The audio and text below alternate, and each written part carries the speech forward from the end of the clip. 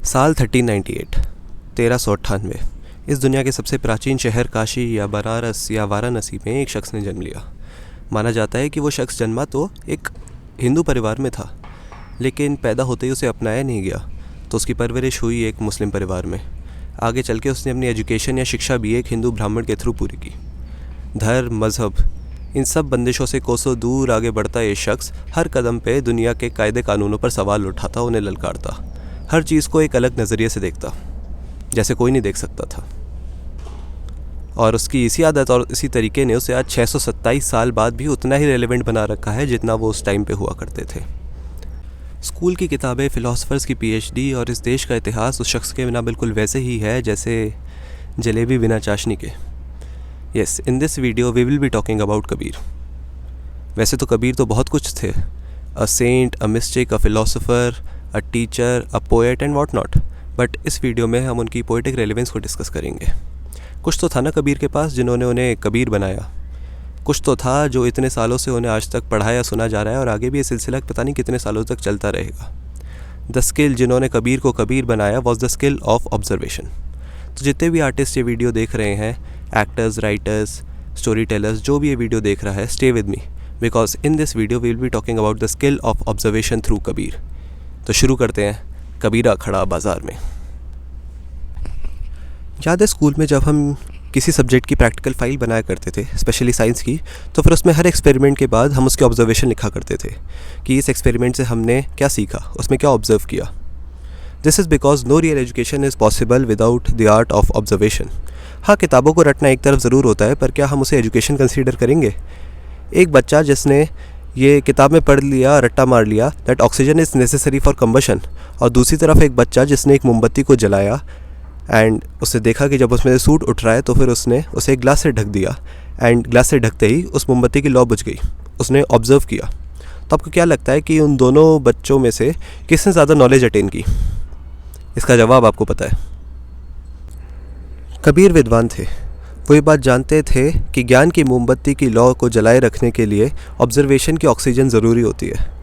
And जैसे ही उस मोमबत्ती पे इग्नोरेंस का ग्लास डाल दिया जाता है, उस मोमबत्ती की लौ बुझ जाती है। इसलिए कबीर अपने ज़माने के उन सैकड़ों पंडितों मौलवियों से ज़्यादा ज्ञानी माने जाते हैं, क्योंकि भले ही उन पंडितों मौलवियों ने दुनिया जहाँ के सारे श्लोक और आयत याद कर रखे हो, मगर कबीरा बाज़ार के बीच में खड़ा होकर लोगों को ऑब्ज़र्व किया करता था एंड उन्हें समझ के ही वो समाज को समझने लगा। ऐसी एक कहानी कबीर से जुड़ी हुई है, जहाँ दक्षिण भारत के प्रकांड पंडित सर्वानंद कबीर से मिलने काशी आए। पुराने टाइम में ज्ञानी लोग अपनी डोमिनेंस दिखाने के लिए शास्त्रार्थ किया करते थे, और जो भी उस शास्त्रार्थ को जीता करता था उसे सबसे ज़्यादा ज्ञानी माना जाता था।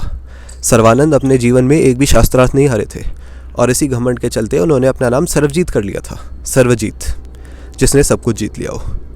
एक बार इसी घमंड के चलते, इसी अहंकार के चलते इन्होंने काशी आकर कबीर को शास्त्रार्थ के लिए ललकारने का फ़ैसला किया। और काशी पहुँचते ही जैसे उन्होंने कबीर को ललकारा तो कबीर ने कहा कि मैं अपने आप ही हार मानता हूँ।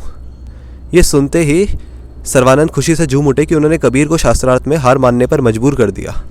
और खुश होते ही, जश्न मनाते हुए जैसे ही वो अपने घर दक्षिण भारत में वापस पहुँचे तो उनको एक बात रियलाइज़ हुई कि आज तक वो जो जीतते आए थे वो खुद नहीं जीते थे, वो तो उनका अहंकार जीता था। और दूसरी तरफ कबीर थे जिन्होंने अपने अहंकार पर काबू कर रखा था, और इसीलिए उन्होंने शास्त्रार्थ करने से पहले बार में ही मना कर दिया। तो अगर सच्चे माने में देखा जाए तो सर्वजीत तो कबीर हुए ना, जिन्होंने अपने अहंकार को जीत रखा हो, जिन्होंने खुद को जीत रखा हो। और जो खुद को जीत लेता है वो तो सब कुछ वैसे ही जीत लेता है। और फिर सर्वानंद हमेशा के लिए काशी बस गए, कबीर के शिष्य बन गए। बट एट फर्स्ट प्लेस जब सर्वानंद ने कबीर को ललकारा था तब कबीर ने सिंपली नकारते हुए ये कहा कि तू कहता कागद की लेखी, मैं कहता आखण की देखी।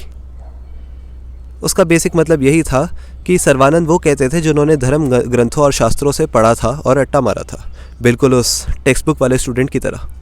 और कबीर बिल्कुल उस प्रैक्टिकल तरीके से काम करने वाले स्टूडेंट की तरह हर चीज़ को ऑब्ज़र्व किया करते थे, आखण की देखी बोला करते थे। और बस यही फ़र्क था उन दोनों में, जो सर्वानंद को कहीं और ले गया और कबीर को बाज़ार में। अब अगर बात करी जाए कि कबीर किस तरह से ऑब्ज़र्व किया करते थे, तो फिर इस पूरे सब्जेक्ट को मैंने 3 हिस्सों में बांटा है, और वो 3 हिस्से थे कबीर के 3 मकाम। उनमें से पहला मकाम था बाज़ार।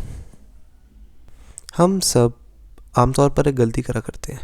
हमें लगता है कि कबीर ने जो कहा था वो दोहे थे, मगर नहीं, कबीर ने जो कहा था वो था साखी। साखी आता है शब्द साक्षी से, जिसका मतलब होता है witness. And yes, Kabir used to witness everyone in the society. बाज़ार या मार्केट किसी भी समाज का एपिसेंटर कहा जा सकता है, क्योंकि समाज के हर तबके का इंसान आपको बाज़ार में मिलेगा। वहाँ अमीर इंसान भी आता है, गरीब इंसान भी, वहाँ ऊंची जात का इंसान भी आता है तो नीचे जात का इंसान भी, वहाँ आदमी भी आता है, औरत भी आती है।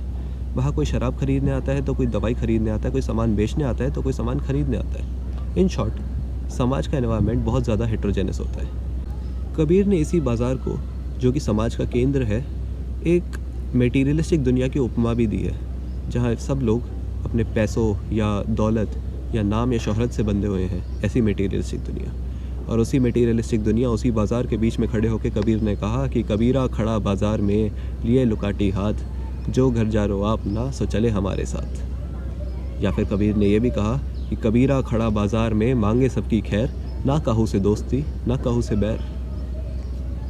समाज में या सोसाइटी में और भी कई चीज़ें होती हैं जिनको ऑब्ज़र्व करके कबीर ने एक पोएटिक वे में एक और ज़्यादा गहरा और मीनिंगफुल मैसेज दिया। जैसे कि किसी कुम्हार को घड़ा बनाते हुए देख के कबीर ने कहा कि माटी कहे कुम्हार से तू क्या रोंदे मोहे, एक दिन ऐसा आएगा मैं रोंदूंगी तो है। या एक चक्की जहाँ पे दाल आटा चावल ये सब पिसा करते हैं, उसको चलते हुए देख के कबीर ने कहा कि चलती चाकी देख कर रहा कबीरा रोए, दो पाटन के बीच में साबत बचाना कोई।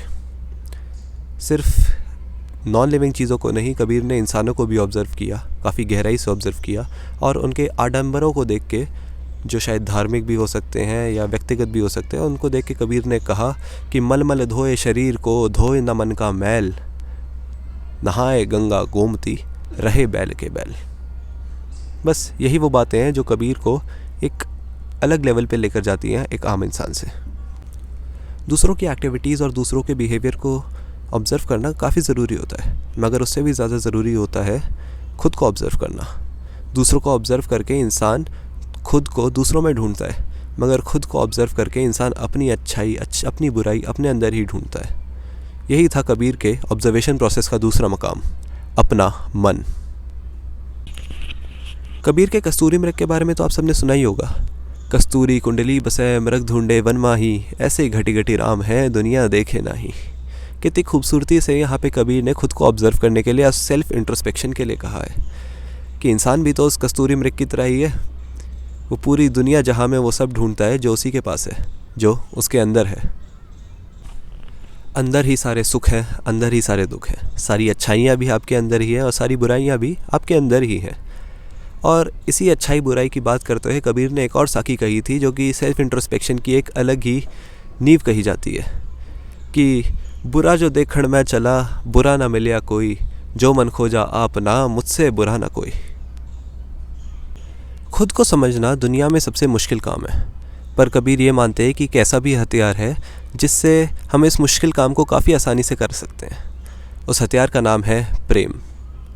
हमारा मन बहुत तरीके से बंधा हुआ है, इस दुनिया के झोल झमेले इसे बांध कर रखते हैं। जब खुद के अंदर जाते हैं तो आप रियलाइज़ करते हैं कि प्रेम इन सब बंधनों से, इन सब से बहुत ऊंचा है, और वही आपको इस दुनिया के झोल झमेलों से आज़ाद कर सकता है। सही गलत, अच्छा बुरा, इन सब बाउंडेशंस के आगे एक दुनिया है जहां आपको सिर्फ प्रेम लेके जा सकता है, सिर्फ प्रेम। और कबीर के ऑब्जर्वेशन का आखिरी मकाम भी यही है, और उस मकाम का नाम है अनहद का मैदान। हमारे शास्त्र और धर्म ग्रंथ ऐसे कई श्लोक बताते हैं जिससे हमें ये पता चलता है कि वैराग्य के बिना मुक्ति नहीं है। जब तक आप इस संसार के बंधनों में बंधे हुए हो, आपका कभी मोक्ष नहीं मिल सकता। आप इस संसार की बाउंड्रीज़ में ही रह जाओगे, और जहाँ बंधन होता है वहाँ हमेशा मोह होता है, पर जहाँ आज़ादी होती है वहीं होता है प्रेम। इन्हीं बाउंडेशंस या बंधनों के बारे में बात करते हुए कबीर ने 3 मकाम और बताए हैं, वही मकाम जो प्रेम और मोह के बीच का फासला होते हैं, जो हैं हद, बेहद और अनहद। हद होता है जब आप बाउंड्रीज़ या लिमिटेशंस के अंदर फंसे होते हो, बिल्कुल वैसे ही जैसा कबीर का बाज़ार था पहले मकाम में। उसके बाद आता है बेहद। बेहद वो स्टेज होती है जहाँ पे आप अवेयर होते हो कि बाउंड्रीज़ है, मगर आप उन बाउंड्रीज़ को लांघ लेते हो, बिल्कुल वैसे ही जैसे कबीर ने अपने दूसरे मकाम में मन के अंदर की बाउंड्रीज लांघ ली थी। और फिर आता है अनहद। अनहद इन सब से परे हैं। अनहद वो मकाम है जहाँ ना कोई बाउंड्रीज़ है ना कोई दायरे हैं, जहाँ इन सब चीज़ों का कॉन्सेप्ट ही नहीं है और वहाँ सिर्फ एक चीज़ होती है, वो है आज़ादी, जो कि आती है प्रेम से। कबीर उसी अनहद तक पहुँचने की बात करते हैं जिसके लिए वो कहते हैं कि हद हद करते सब गए, बेहद गया न कोई, अनहद के मैदान में रहा कबीरा सोए। कबीर मानते हैं कि अनहद तक पहुंचने के लिए आपको फ़कीर बनना पड़ेगा। फ़कीर जिसका इस दुनिया में कुछ भी नहीं है और ना ही उसे कोई चाह है। यहाँ तक कि कबीर इस मिनिमलिस्टिक फ़कीर को स्पिरिचुअल गुरु से भी ऊपर मानते हैं, जैसे औलिया या पीर, क्योंकि वो कहते हैं कि हद हद टपे सो औलिया, बेहद टपे सो पीर, हद अनहद दोनों टपे, वाको नाम फ़कीर। और इसी मकाम के बाद कबीर मुक्त हो जाते हैं, मोक्ष प्राप्त कर लेते हैं। कबीर ने ऑब्जर्वेशन के प्रोसेस में सिर्फ 3 कदम लिए। पहला बाज़ार में, दूसरा अपने मन के अंदर और तीसरा अनहद के मैदान में। और इन 3 कदमों में कबीर ने पूरी दुनिया लांघ ली और इस मटेरियलिस्टिक दुनिया से आज़ाद हो गए। कबीर के यही 3 कदम हमें बताते हैं कि ऑब्जर्वेशन की कितनी इंपॉर्टेंस है आपके खुद के लिए और आपके आर्ट के लिए। In short, observation is liberation. तो यही था बेसिकली आज की वीडियो में। इस वीडियो की स्क्रिप्टिंग में मुझे तो बहुत मज़ा आया, क्योंकि कुछ नहीं बहुत कुछ नया सीखने को मिला एंड बहुत लिबरेटिंग एक्सपीरियंस था। एंड उम्मीद यही करूँगा कि आपको भी ये वीडियो देख के कुछ नॉलेज मिली हो, कुछ अच्छा लगा हो। एंड अगर आपको लगा है तो मेरा वीडियो बनाने का प्रोसेस सफल हुआ। और आगे भी ऐसे कई वीडियोज़ आएंगी, देखिएगा ज़रूर। अगर आपको वो देख के लगे कि मैं आपके सब्सक्रिप्शन के वर्दी हूँ तो मुझे सब्सक्राइब भी ज़रूर करिएगा। तब तक के लिए लाइक शेयर कमेंट कर दीजिए प्लीज़, काफ़ी मेहरबानी होगी आपकी। नया सफ़र शुरू कर रहा हूँ, आपके सपोर्ट की काफ़ी ज़रूरत है। तो बस खुश रहिए और अपनी दास्तां लिखते रहिए और देखते रहिए दास्तान-ए-दास्तां।